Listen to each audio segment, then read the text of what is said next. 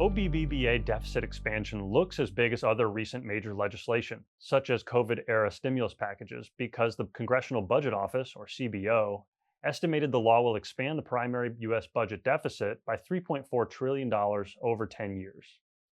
However, the macroeconomic effects should be far smaller. To understand why, consider one of OBBBA's main goals: to preserve the tax cuts from the 2017 Tax Cut and Jobs Act, or TCJA. Congress passed TCJA using a process called budget reconciliation, which bypasses the Senate filibuster but stipulates the legislation must not increase the budget deficit beyond the 10-year budget window. That is why many of TCJA's tax cuts were set to expire at the end of 2025. Extending those tax cuts changed nothing in macroeconomic terms, but it altered the CBO scoring because the CBO measures legislation against current law, in this case, when figuring that 2017 tax cuts expired at the end of 2025, and not against current tax rates.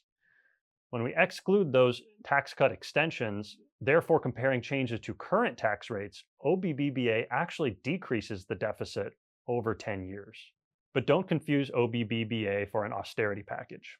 Congress appears to be gaming that 10-year budget window by front-loading spending and back-loading cuts. Understanding future Congresses are likely to defer many of those planned cuts as they approach. This strategy allows Congress to pass some new business and personal tax cuts now, along with some spending priorities like defense and homeland security, without raising offsetting revenue.